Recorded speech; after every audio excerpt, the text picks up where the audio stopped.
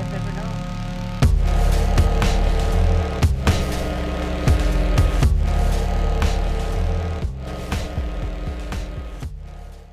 Randall Brent Randy Woodfield, né le 26 décembre 1950, est un tueur en série américain, violeur, kidnappeur et voleur, surnommé The I-5 Killer, le tueur de l'autoroute I-5, ou The I-5 Bandit, le bandit de l'autoroute A5, par les médias en raison des crimes qu'il a commis le long de l'autoroute inter-État traversant Washington, l'Oregon et la Californie. Bien qu'il ait été reconnu coupable d'un seul meurtre, il est lié à un total de 18 personnes victimes et est soupçonné d'avoir tué jusqu'à 44 personnes. Le jeune Randall Woodfield naît dans la dénommée Salem en Oregon le lendemain de Noël, un 26 décembre de l'année 1950. C'est le troisième enfant, chéri d'une famille soudée et solidaire originaire de Newport. Son père est cadre à la compagnie téléphonique Pacific Northwest Bell et sa mère est une femme au foyer. Il a deux sœurs aînées, dont l'une va devenir médecin et l'autre avocate. Élevé à Otter Rock, une petite ville balnéaire à 13 km de Newport, Randall est admiré et respecté de tous ceux qui le connaissent. Très athlétique, le jeune homme se distingue très tôt par le sport et montre son talent au travers du football américain. Repéré par les entraîneurs lors du secondaire, il intègre très vite l'équipe de foot de la ville de Newport, dont il devient la star. Le problème, car il y en a un, est que Randall aime aussi commettre des délits et ne tarde pas à se faire appréhender. La première fois, il a seulement 11 ans quand il s'exhibe devant un groupe d'adolescentes sur le pont de la baie de Yakina.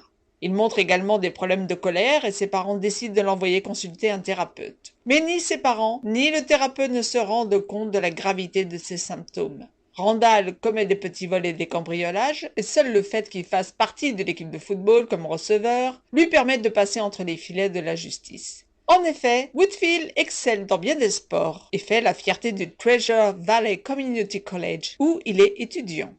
Cependant, en 1970, alors qu'il a 20 ans, il est de nouveau arrêté cette fois pour avoir vandalisé l'appartement de sa petite amie et avoir saccagé sa chambre. Mais en raison d'un manque de preuves, le jury le déclare non coupable et toutes les accusations sont abandonnées.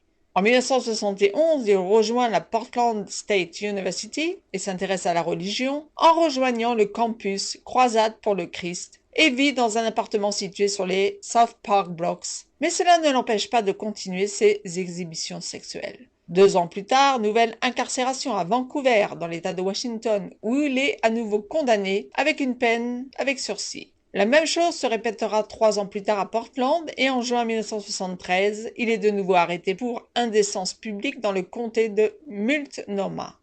Il est repêché par la NFL, la Ligue de football, et intègre ensuite l'équipe des Packers de Green Bay. Mais ses problèmes le rattrapent et en 1974, après une douzaine d'incidents qui attirent sur lui l'attention, les Packers l'abandonnent et Randall Woodfield retourne chez lui, en colère et déprimé. Il abandonne les cours à 3 semestres de l'obtention de son diplôme. Il a 25 ans et les choses ne sont pas celles qu'il s'était imaginées. Il n'a pas d'argent, il n'a pas de travail, ni de perspective d'avenir. Gary Hamblett, son entraîneur, se souvient. Quand il était avec moi, Randall était le plus gentil enfant que j'ai jamais connu. Il était calme et poli, travailleur et vraiment coachable. D'autres coéquipiers et pairs de Randall Woodfield disent de lui qu'il était une sorte de solitaire qui n'avait pas beaucoup d'amis, mais tous ont noté ses capacités athlétiques. Après avoir été renvoyé par les Packers, Woodfield a joué la saison 74 avec l'équipe semi-professionnelle des Manitowocks et a travaillé pour Oshkosh Truck avant de se faire exclure définitivement de la Ligue de football. Nous sommes à présent début 1975. Plusieurs femmes de Portland signalent à la police avoir été abordées par un jeune homme couteau à la main qui les aurait forcées à pratiquer des fellations avant de se faire voler leur sac à main. Les policières sont alors envoyées comme leurres dans les rues impliquées et Randall ne tarde pas à se faire arrêter après avoir volé de l'argent à une des agents de police. Le 3 mars 1975, il est mis en prison. Lors de son interrogatoire, il avoue les délits et accuse ses pulsions sexuelles qui résulteraient selon lui d'une mauvaise utilisation de stéroïdes. En avril, il plaide coupable devant le juge, ce qui lui vaut une réduction des charges. Pour vol qualifié au 2e degré, il est condamné à 10 ans de prison. 4 ans plus tard, il ressort cependant en conditionnel. Nous sommes en juillet 1979. Cherry Ayers, une technicienne en rayon X et ancienne camarade de classe de Randall, est retrouvée morte le 11 octobre 1980. Elle a été tuée cependant le 9 octobre. Elle est retrouvée par son fiancé. La jeune femme a été violée et assassinée dans son appartement du bloc 9000 sur la Southwest 9e place au centre-ville de Portland. Elle a été frappée à la tête et poignardée à plusieurs reprises au cou. Woodfield, interrogé par la police pour avoir correspondu à plusieurs reprises avec Cherry lors de son incarcération, refuse de passer au détecteur de mensonges. Ses réponses sont vagues, évasives, fausses même, mais son groupe sanguin ne correspond pas au sperme trouvé à l'intérieur du corps de la victime et il ressort du poste de police libre. Mais d'autres meurtres vont suivre. Il suffit d'attendre en effet un mois pour que Darcy René Fix, 22 ans, et Doug Kiss Attic, 24 ans, soient retrouvés assassinés dans l'appartement du garçon. La police découvre qu'un revolver calibre 32 a disparu. Bien que Doug ait été l'une des connaissances de Randall, celui-ci ne sera pas inquiété pour cette affaire. Un nouveau mois s'écoule. Le 9 décembre 1980, quand un homme portant une fausse barbe braque une station-service dans la ville de Vancouver, à Washington. 4 jours plus tard, le 13 décembre, le même homme sévit cette fois à Eugene dans l'Oregon, puis le lendemain à Albany en braquant un restaurant. Un portrait robot est fait. On recherche un homme blanc, âgé de 25 à 30 ans, mesurant dans l'1,80 m, cheveux bruns, barbe courte et moustache, pansement sur le nez, portant un petit revolver en nickel ou chromé et conduisant une coccinelle Volkswagen de couleur champagne. Il s'écoule alors une semaine avant qu'on ne le retrouve à Seattle où l'homme piège une serveuse dans les toilettes d'un chicken bar et l'oblige à le masturber. 20 minutes plus tard, il s'enfuit, vole un glacier qui se trouve dans la rue et s'échappe avec l'argent en main. L'année 1981 commence de la même manière. Celui que la police appelle déjà le bandit de l'autoroute I-5, car les lieux où il sévit longent en effet cette autoroute inter-État, fait à nouveau parler de lui pour la 8e fois. Il braque en effet pour la seconde fois la station-service de Vancouver, forçant au passage une femme à lui montrer ses seins après avoir piqué la caisse. 3 jours plus tard, il opère à Eugene, puis à Sufferling, en Oregon, le 12 janvier, où il blesse une épicière en lui tirant dessus. Il sévit ensuite à Corvallis le 14 janvier. Il porte à nouveau sa fausse barbe et s'en prend à 2 jeunes sœurs dans leur maison familiale. Âgées de 8 et de 10 ans, il les oblige à se déshabiller, puis les tue. À Salem, 4 jours plus tard, il s'en prend à Cherry Hull, qu'il tue et blesse, et à Beth Wilmot, toutes deux travaillant dans les bureaux. Il abuse sexuellement des 2 femmes, et si Cherry meurt, Beth survit à l'attaque, malgré 2 blessures graves à la tête. On retrouve Randall Whitfield ensuite, les 26 et 29 janvier, de retour à Eugene, puis à Medford, où il s'en prend à un employé et à une cliente chez Grants Pass.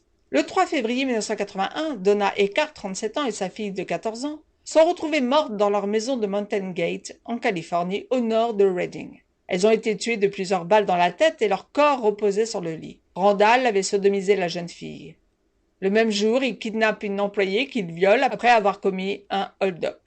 Un crime identique est signalé à Eureka le 4 février, lieu où se trouve Randall, qui va également voler la caisse d'un hôtel.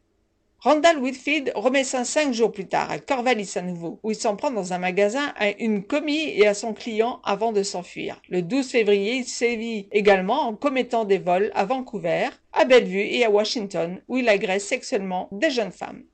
Le 15 février 1981, Randall décide d'organiser une fête de Saint-Valentin à l'hôtel Marriott au centre-ville, invitant des amis et des connaissances de l'université. Mais aucun invité ne se montre. En colère, il se rend au domicile de Jolly Reds, 18 ans, habitant à Beaverton, qu'il avait rencontré alors qu'il travaillait comme videur au Fawcett, un bar de Portland. Il arrive chez elle vers 2 heures du matin, et à 4 heures, il la tue d'une balle à la tête après l'avoir violée. La police arrivée sur les lieux découvre que la jeune femme avait bu un verre de vin avec son agresseur et qu'elle avait commencé à préparer un café. Un paquet de café instantané était en effet découvert sur le comptoir et une bouilloire prête à chauffer. L'enquête cette fois se concentre rapidement sur Randall dès le 28 février. Mais durant ce laps de temps, il a eu le temps de sévir encore 3 fois. À Eugene les 18 et 21 février et à Corvallis le 25 février. Le journal de ses appels a montré qu'il avait utilisé des cartes téléphoniques sur des téléphones payants à proximité des lieux des meurtres à l'époque où ils avaient été commis. La police l'emmène pour interrogatoire au commissariat et le cuisine le 3 mars 1981. Le 5 mars, Lisa Garcia, une de ses victimes, le reconnaît sur une série de photos. Une perquisition a alors lieu le 7 mars au domicile de Randall Whitfield. Les enquêteurs vont y découvrir un boîtier de balles calibre 32 rangé dans un sac usé de football, un rouleau de ruban adhésif correspondant au ruban trouvé sur les victimes, Il est placé en garde à vue après qu'une confrontation derrière une glace en teint avec quelques-unes de ses victimes ait permis de le confondre. Si Woodfield admet l'exhibitionnisme et le vol, il nie les meurtres. Un meurtre? Mais pas question! Je suis innocent de cette terrible accusation de meurtre. Randall Woodfield affirme que le vrai tueur est un homme du nom de Larry Moore, puis il estime être une victime innocente d'un complot juridique. Le 16 mars 1981, il se retrouve accusé dans plusieurs juridictions américaines de l'Oregon et de Washington, notamment pour meurtre, viol, sodomie, tentative d'enlèvement, vol à main armée et possession d'armes à feu par un ancien détenu. Le premier procès sous l'égide du procureur du comté de Marion, Chris Van Dyke, le fils de l'acteur Dick Van Dyke, est celui qui se déroule à Salem. Randall Woodfield doit faire face au chef d'accusation de meurtre, tentative de meurtre et de chef d'accusation pour sodomie. Il est reconnu coupable de tous ces chefs le 26 juin 1981, après 3 heures et demie de délibération, et condamné à 90 ans de prison. Van Dyke qualifiera plus tard Woodfield de l'accusé le plus froid et le plus détaché qu'il n'avait jamais vu. En décembre, c'est le tribunal du comté de Benton qui le condamne pour sodomie et port d'armes à 35 ans de prison de plus. La police va comprendre que Randall Woodfield est l'auteur de plusieurs autres agressions et meurtres, mais pour lesquels il ne sera pas poursuivi. Toujours le long de l'autoroute I-5, les enquêteurs ont en effet mis la main sur les corps de Sylvia Durante, 21 ans, étranglée à Seattle et jetée près de l'autoroute, en décembre 1979, puis 3 mois plus tard, ceux de Marsha Wetter, 19 ans, de Cathy Allen, 18 ans, disparus près de l'I-5, aux abords de Spokane. Leurs cadavres ont été retrouvés en mai, suite à l'éruption du mont Sainte-Hélène. 4 autres corps seront découverts également près de Huntington Beach, en Californie, là où Woodfield se trouvait à la même époque. Les recoupements feront penser que Randall Woodfield est également l'assassin de 13 autres victimes.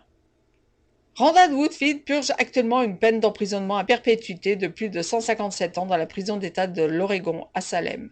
En octobre 1983, il a été blessé par un autre détenu. En avril 1987, Randall a déposé une poursuite en diffamation contre l'auteur Ann Rule, lui réclamant 12 millions de dollars pour avoir publié un livre sur lui, un livre qui n'était pas à son avantage. Ann Rule fait part en effet de son QI peu élevé. Le procès est cependant rejeté en 1988. En 1990, après la découverte de plusieurs autres victimes, Woodfield a été soupçonné de pas moins de 44 homicides. En 2001 et en 2006, des tests ADN l'ont lié à au moins 2 autres meurtres survenus en Oregon entre 1980 et 1981.